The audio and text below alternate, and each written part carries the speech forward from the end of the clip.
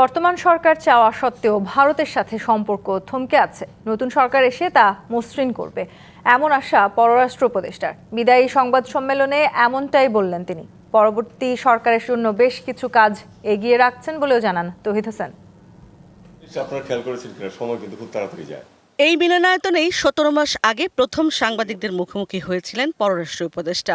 নির্বাচনের এক সপ্তাহ আগে এখানেই বিদায়ী মতবিনিময় সাংবাদিকদের সাথে বললেন, মন্ত্রণালয়ের কাজে সফলতা ব্যর্থতা দুইই আছে। যদিও খুব ইভেন্টফুল ১৬-১৭ মাস গেছে। সঙ্গত কারণেই বেশি প্রশ্ন ছিল বাংলাদেশ ভারত সম্পর্ক নিয়ে। উপদেষ্টা জানালেন, দেশটির সাথে গুড ওয়ার্কিং রিলেশন চাইলেও নানা কারণেই তা থমকে আছে। পরবর্তী সরকার তা মসৃণ করবে বলে আশা তার। ভারতের সাথে সম্পর্ক গুরুত্বপূর্ণ বাংলাদেশের জন্য। সফল হয়েছি এটা ঠিক বলতে পারি না, কারণ অনেক ক্ষেত্রেই এটা তো অনেকটাই থমকে আছে।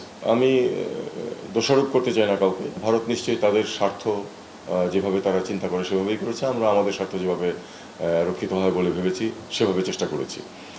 দুটো ঠিক অনেক ক্ষেত্রে মেলেনি। আমি আশা করব যে আমার উত্তরাধিকারী যিনি আসবেন এবং আমাদের এই সরকারের উত্তরাধিকারী যে সরকার হবে তাদের সময় আবার রিলেশন স্মুদেন হওয়া, যেটাকে বলে মসৃণ একটা সম্পর্ক প্রতিষ্ঠিত হওয়া। চীন জাপানের সাথে সামরিক চুক্তি বা যুক্তরাষ্ট্রে পণ্যের শুল্ক কমানোর মতো কাজগুলো পরবর্তী সরকারের জন্য এগিয়ে রেখেছে এই সরকার, দাবি তার।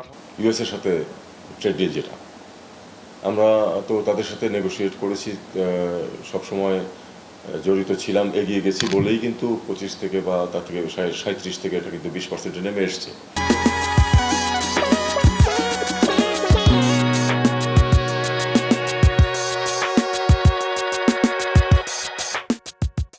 যে আমরা অনেকগুলি ইস্যুস এগিয়ে দিয়ে যাচ্ছি যাতে সহজ হয় পরবর্তী সরকারের জন্য করা।